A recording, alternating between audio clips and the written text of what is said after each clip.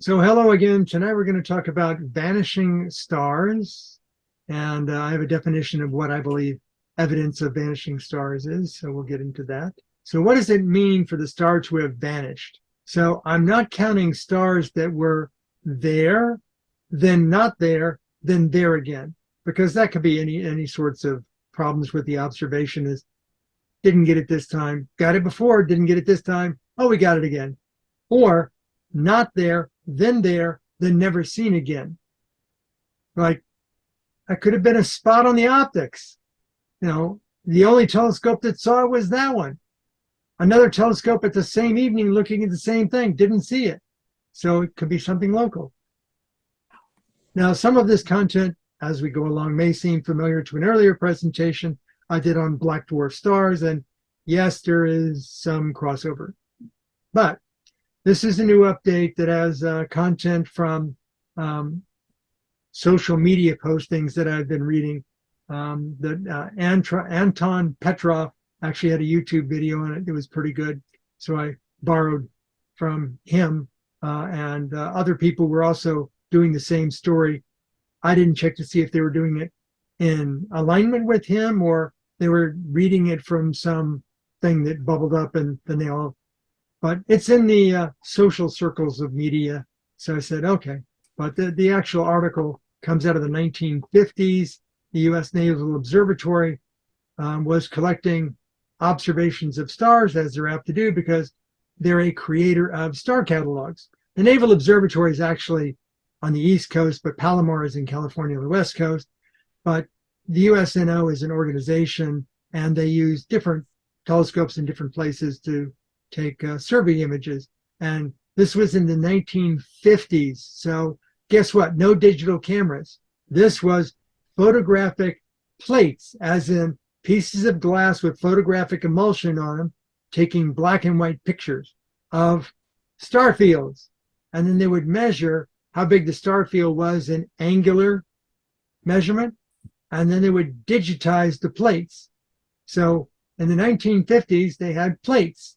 And they had plates for this night, and the next night, because they were taking pictures every night. And so they do what is known as blink comparison. And this is looking for things like asteroids and comets. I saw it there, and then 2 nights later, it moved.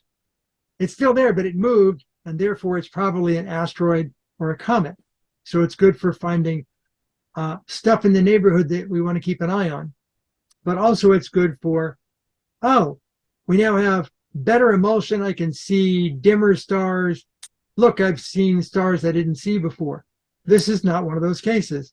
This is a case where the stars weren't there. And then on another plate, the stars were there. And then on the next plate later, the stars weren't there and haven't been seen since.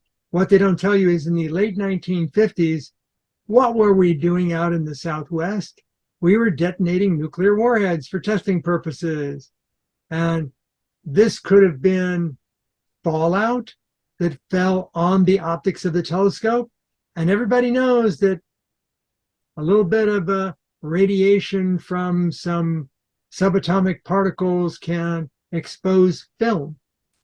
So if they were doing an image study and a little bit of fallout happened to drift over and fall on Palomar's optics and exposed that particular evening's photographic emulsion plate, then you didn't see it, you did see it, and then when you took the plate out and you cleaned it off and you put it in stop to make it stop exposing, it didn't matter about the radiation anymore because it's not going to expose any further. So you would not see it, then you would see 3 stars, and then the next night you see a different plate, you wouldn't see it again. So that's this latest one that you're seeing is from the 1950s, Palomar Observatory on behalf of the US Naval Observatory. 3 stars weren't there, were there, and then weren't there anymore. So that's the just latest one in social media. But there are other stories. I found a story where, and even Neil deGrasse Tyson was asked to comment on this. There's an organization that catalogs stars that disappear. Like anytime, a new analysis comes out, like the Gaia survey comes out, and they look over the results and they go, okay, now we know where all those stars are. And so we can, you know, catalog them. And once they get cataloged, if they get another picture from the same area, they go back and they use the computer to go, everything that was there before, is it still there? Oh, no, there's some stars that aren't there anymore. So they keep an eye out on it and they go, okay, the next time they do an observation, is it back? And sometimes it'll be back, but sometimes it's like they were there, they aren't there, and haven't been seen since. And that's the ones I'm focused on. But the ones that come and go, gas densities, radiation bursts, gravitational lensing as something passes by, like, I don't know, a rogue black hole, a rogue planet, a dark dwarf star. They can bend light. So you might see two stars next to each other, and then once that distortion goes through, you're back to just one star again. So you have to do analysis and figure these things out. But then you've got the optics issues of junk on your lens, so to speak, which can include debris, dust, dirt, flotsam, as a thing. Well, it's not water, so it can't be jetsam, just flotsam. But it can also be insect or bird poop, guano. Remember, we're talking about large detectors and very, very small amounts of debris on them. But depending upon the angle the telescope is at and your local city lights, it could be a small gap or a pinhole in your housing that lets a little bit of stray light in, and suddenly you've got another star you didn't have before. And tomorrow night, when you're pointed in a slightly different direction, star goes away. Could be issues in your pixel, your detectors. If you're still shooting film defects, or in your scanning accuracies of old glass plates. And this one's also interesting, that when you see these gigapixel, you got 1 billion pixels in an image. I'm sorry, there is no camera that's affordable by even professional astronomers that's a gigapixel. There are some the military use for, like, looking over the horizon optics to spot drug dealers at sea. The Coast Guard spends a fortune on those. Those are actually single detector gigapixel imagers, and they're like 4 inches by 4 inches, one entire imaging chip. So yeah, there are gigapixel, but if you look at any of these big telescopes with the big imagers, they're actually an array of chips in a frame, and they shoot the entire image and then glue it all together and take all the little black lines out that are between the chips. And when they do that, if there happens to be a nearby bright star or nebula or galaxy, they can't quite get things to line up just right. So they'll just crop off a little more of the edge to get the thing to fit together and make that, blooming star a little less blooming. And when they do that, they just throw stars away. So a star could be there and then not be there and then come back the next time they glue things together. And that's not one of the ones I'm talking about. So this recent article referring to disappearance of stars from 2 observations in the 1950s is just what resurrected this again. There's a number of different reasons. I'm going to go with the fallout one, because just a nearly subatomic sized particle of uranium or radium would be enough to expose the plate. And as soon as they rinse the plate off and apply a stop bath to the plate, the emulsion's not going to take in any more light. So the evening before, no stars. The evening of, you got a few little particles there and made some stars show up, and then you stopped it, so the stars are there that night. And then 5 days later you take another image and those stars are gone. Well, they weren't really stars to begin with. However, my postulation is there's another reason why stars can go away, and this may be the 700 stars that they've said are just gone and they haven't come back. And there's an organization behind this, so we'll get to that in a moment.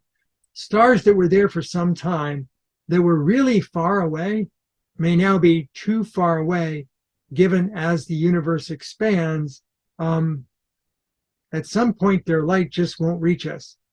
But it's unlikely for them to be individual stars. More likely we'll see galaxies blinking out, not individual stars, because an individual star, unless it's already deep red, approaching radio or radio only, no longer visible, they're just too close to us to be Doppler shifted to the point where we can't see them anymore, or to be moving away at, as the saying goes, relativistic speeds, where they're encountering speed of light travel effects. So individual stars, not so likely. They'll just become deeper and deeper red. Galaxies that are many billions of light years away, once they get out past about 13 plus billion light years, they have the potential of moving from visible to red to infrared to radio to gone. They're not gone. We just can't see them anymore with our technology. But if we had to say, what about not Doppler shifted, but they just cool down to the point where our instruments can't see them anymore? This is a canvas poster that the NASA Night Sky Network was giving out, and this shows the life cycle of stars. So in the top center, you see a sun-like star. And then as you come around to the left, the sun will become a red giant. It'll go nova, make a planetary nebula, and then collapse down and become a white dwarf. It's not big enough to become a neutron star or a black hole, and it won't go supernova. It'll just puff out and make a nice planetary nebula. Very pretty, but maybe we'll be here, maybe we won't. Anyway, they only carry it as far down as a white dwarf. But if you go a few more billion years out, the white dwarf is no longer a nuclear fusion furnace. Its time of that cycle phase is done.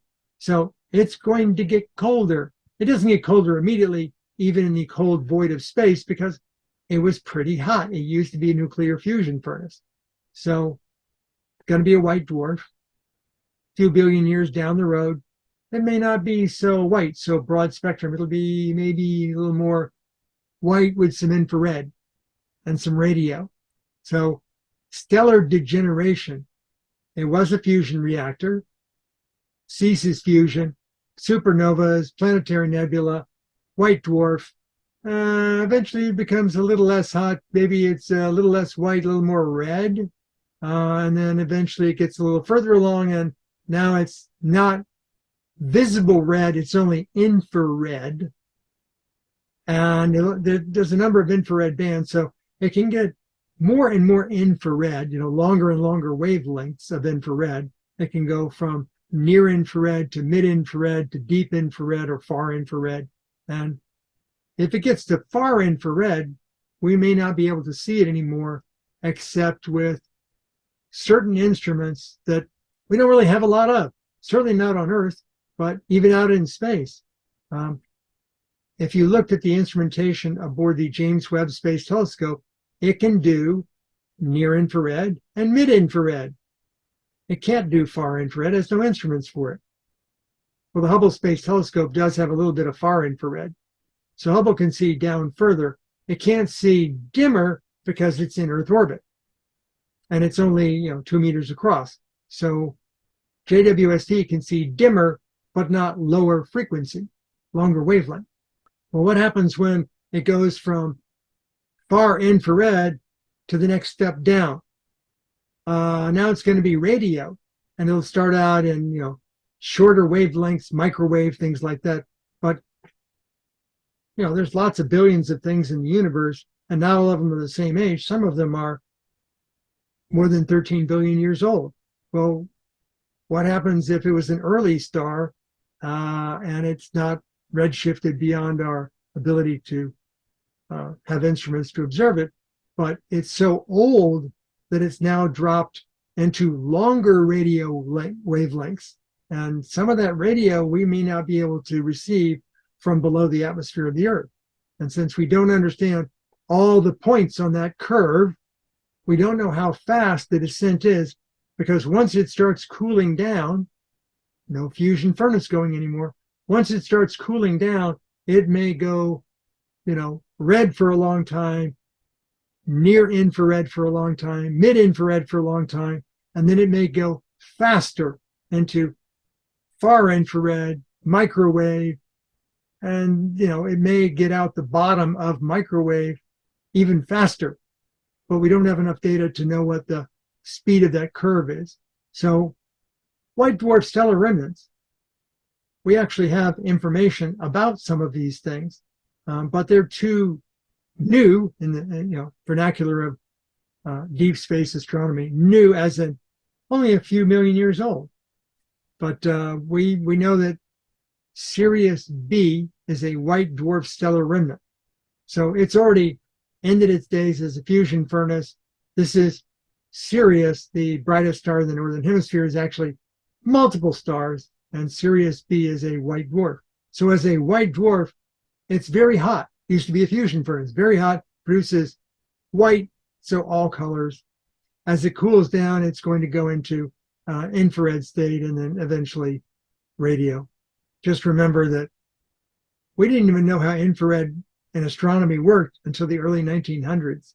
So there's a lot of things out there that could have already been cooling down, and we've lost track of them because we've got a gap between mid-infrared and microwave called far infrared that we don't have a lot of instruments to look at. The other thing is, if you've ever seen one of those slow motion cameras, I'm going to track a bullet, and a regular camera just sees bullet, hole in target, and doesn't see the path of the bullet all along there. But as you stroboscope, you have a faster and faster picture capturing capability. You can see the bullet moving across the sky. So it doesn't just go here, there. It's here, here, here, here, here, here, here, here. Same sort of thing happens with stars.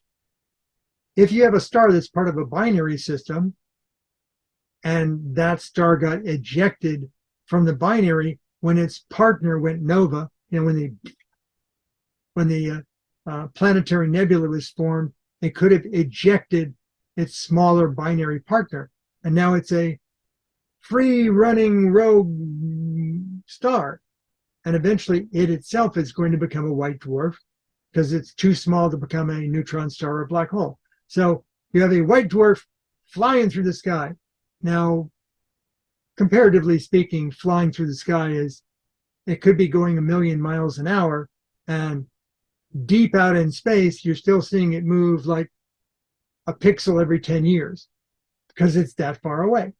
So even if the angular velocity was very rapid, it's unlikely for us to see an image without a star, an image with a star in it, and then you take another picture a month from now and the star's gone, and you've never seen it again since then.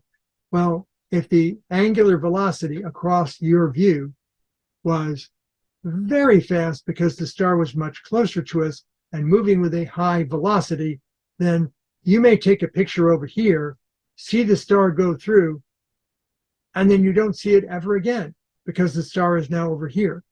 So if you move the camera over in your next wide field image and you're stepping the Gaia imaging, you may find, oh, look, there's a new star here. And then you come back later and go, must have been a defect because it's not there anymore. It's because there's a rogue star with a high angular velocity moving from image to image to image to image, depending upon how long it takes for you to make your image pattern across the sky. So it might pop in and out because your individual images are that strobe camera. And if your strobe camera is not fast enough, you don't get to see all the points on the line. You only get to occasionally see it. Might not see it because moving too fast. And then we get to the one I'm enamored with, which is black dwarf stellar remnants. They're still there. They still have considerable mass. It's just that we can't see the emissions from it because it's not visible. It's not infrared and might fall in the gap between mid-infrared and microwave radio. The only thing we'd have to look at it with is the Hubble Space Telescope, and Hubble no longer is in the business of doing surveys. It's no longer like trying to cover the entire sky. It's kind of a backup for other astronomical instruments. Okay, I've got a telescope on the ground. it saw something, it wants a better view of it. Let's have the Hubble take a look at it next time it goes by. You can do that. But that means that Hubble's not like trying to map the sky. You've got wide field, very sensitive cameras like Gaia out at L2 along with JWST, and Gaia does surveys. Now, when Gaia finds something unusual, was there, not there, that kind of stuff, it could relay that to a ground astronomical observatory to just do a general study of the area. And if it too says it was there and it's not there, then they can task Hubble to take a look at it because it's above the Earth's atmosphere. But, you know, if where the light falls is, it was in deep infrared, so only Hubble could see it, and then Hubble lost track of it, maybe you have to pick it up in radio, in microwave. But if you don't have complete coverage, you could have a gap between the longest wavelength that Hubble can see and the shortest wavelength that the radio telescopes that we have on the ground can see. So there could still be a gap in there, and it disappeared. Now, it may reappear in another 1,000 years, but in the meantime, we can't see it. Well, what about all our fancy radio astronomy observatories here on Earth? Can't they see it? Well, let's see. Here's the Very Large Array. Very good for weak signals. They have a lot of big dishes. They can move them around to create an array. They can do synthetic aperture receiving and good stuff.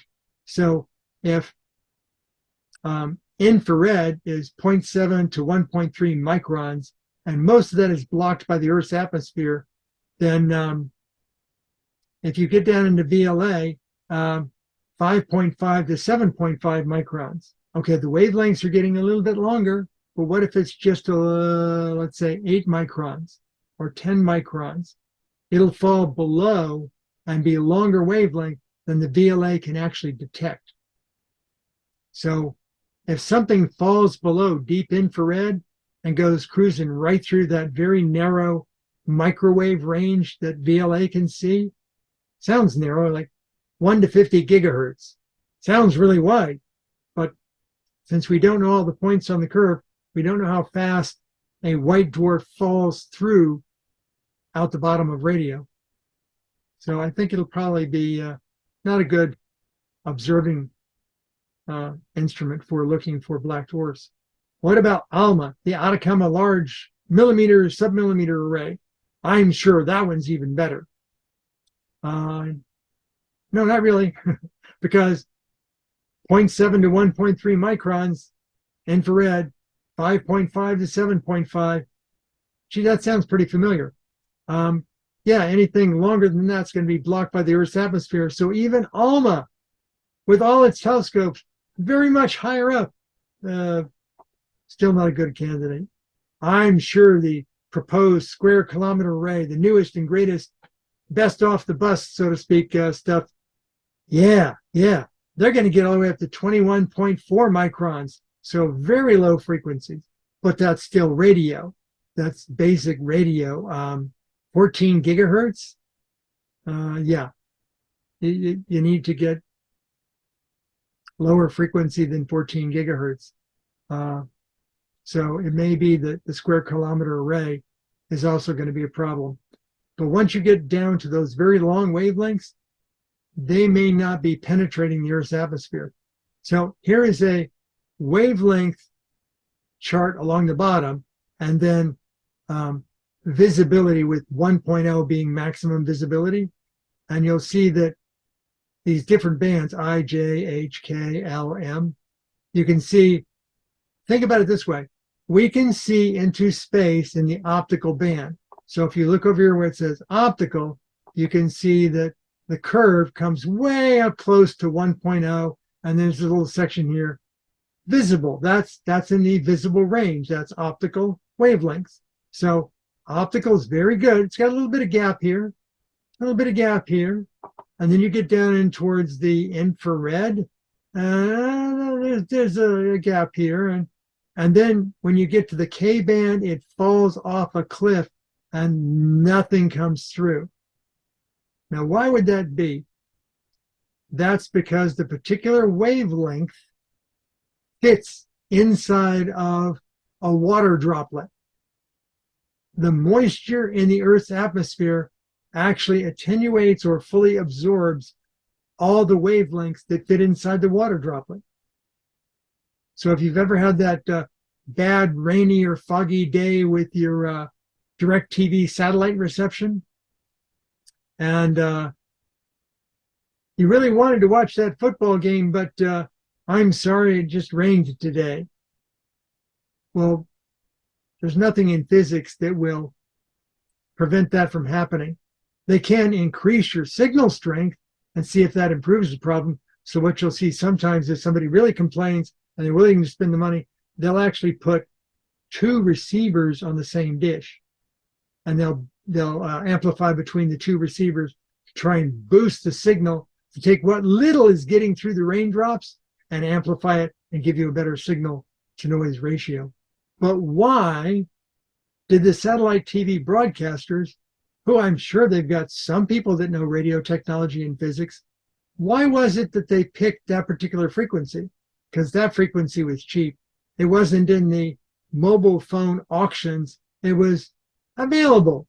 So they picked an available signal.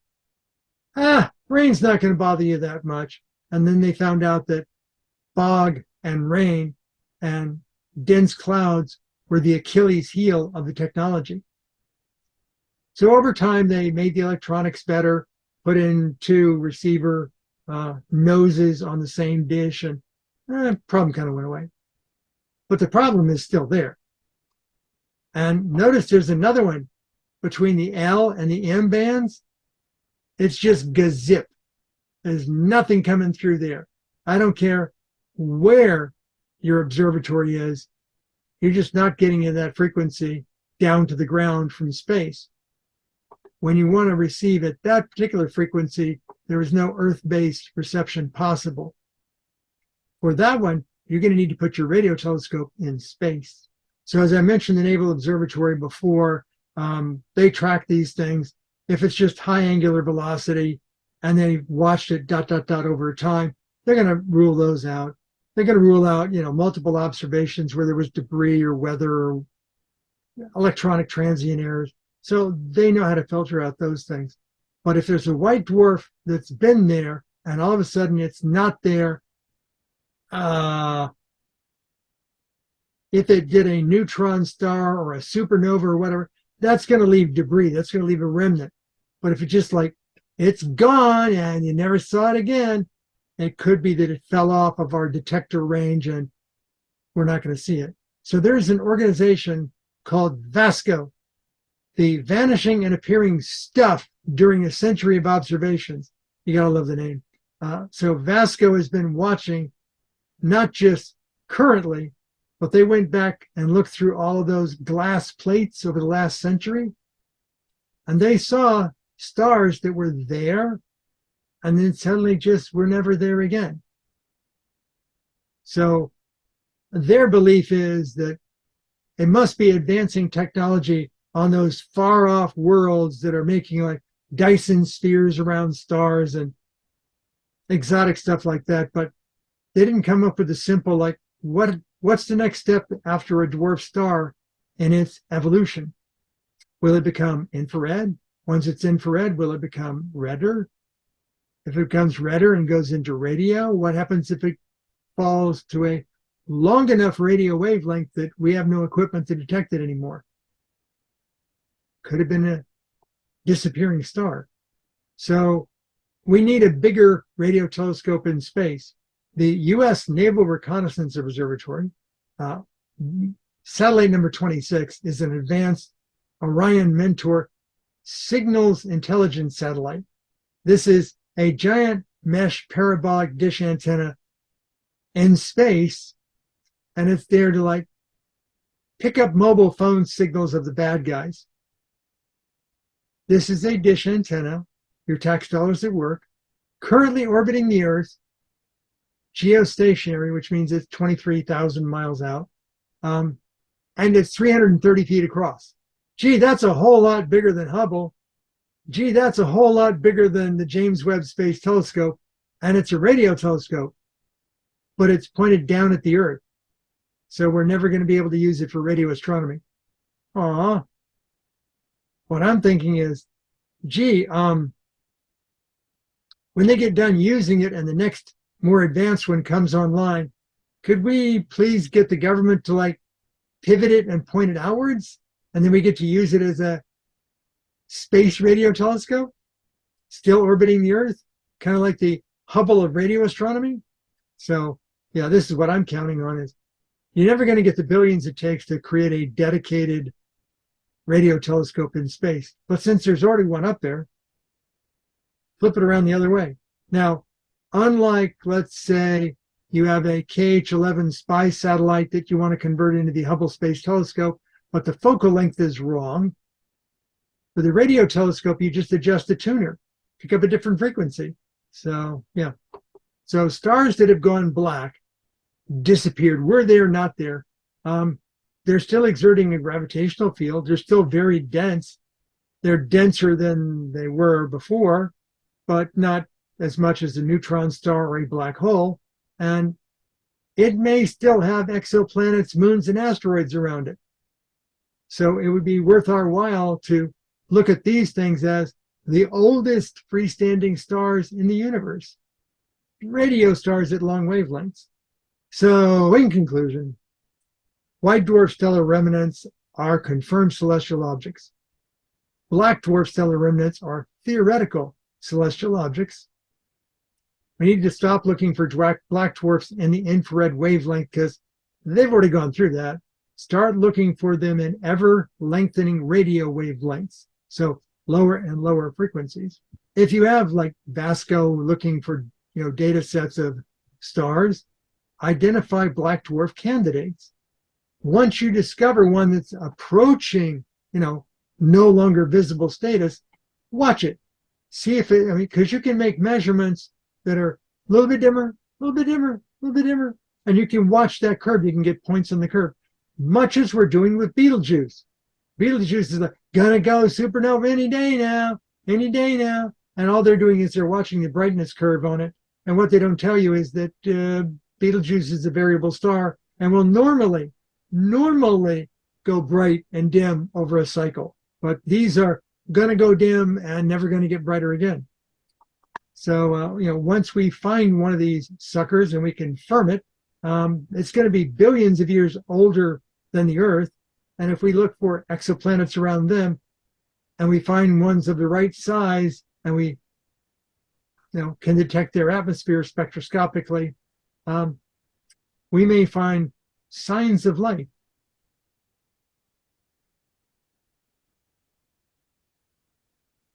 And lots and lots of articles this time. I have the 2 from the 3 disappearing in 1952, and then I have one there are others along the same title. This is the VASCO effort. 700 stars mysteriously vanished in the last 70 years. Okay, why? Are they all the same kind of stars? Are they all in the same place? Are they all in our galaxy? Are they all in other galaxies? You have to go diving through this stuff to find it out. And then if you want to know about white dwarfs and black dwarfs and the VASCO project, the Naval Observatory, and if you want to know about infrared astronomy, all kinds of radio telescopes, the VLA, Atacama, square kilometer array, and then how they're measured by brightness and luminosity and flux and magnitude, and that even extends into radio. And then if you want to, if some star is referenced and you want to go look up more details about it, there are catalogs online, free to use. You don't have to sign up for it. You just, key in the identifier of the star and you can go look up details on it, see pictures of it. Comments? Questions? Very nice. I had to get out both shovels to get that much minutia. So if ever you see a story by a major news, whatever, and they go, a star just became a black dwarf, because that's a term they'd like to say, because it was a white dwarf, now it's a black dwarf. I didn't know they could change. Yeah. White just means broad spectrum. and black just means it may have fallen into deep infrared or narrower radio frequencies, but longer wavelengths. And it's kind of like that whole dark matter thing. Why do we call it dark matter? Because we can't see it? Well, why didn't we call it dark red as opposed to infrared? Well, it's infra as in before visible. Well, why did we call it ultraviolet? Shouldn't we call it like post visible? Yeah, because it's higher frequency, narrow wavelengths than visible. That one infra. How come we call this one ultra? If you remember years ago, there was this IBM employment entrance exam you could take as a computer person who wanted to go work for IBM in Boca. And they would give you a test. And in the test, they would ask you questions like, what are the opposites? Left, right, up, down, inferior, superior, Exferior. white, but they would never ask you like infra, ultra. No, sorry, wrong answer. But if you've ever been a ham and studied radio, you'll find out that when they originally decided what radio was going to be, what range was possible, it's kind of like as they designed bigger and bigger telescopes on the ground. What's that one called? That's the Very Large Array. Well, what's that optical telescope called? That's the Very Large Telescope. Well, what's the next one called? The Extra Large Telescope. Well, what's the next one called? The Extremely Large Telescope. You people are not very creative, are you? No. You don't have to be. Why don't they just name them after the location that they're on? Because they usually put them on top of some mountain. Name it after the mountain. It's No, hard to can't do pronounce that. some of those mountains. Can't do that. Yeah. We name them after other people. The two big optical telescopes that are in Hawaii on top of a mountain are called the Keck. Why didn't you name it the Hawaiian telescope? Because they've got others on the same mountain. Well, not up on the top of the mountain. Oh, yeah.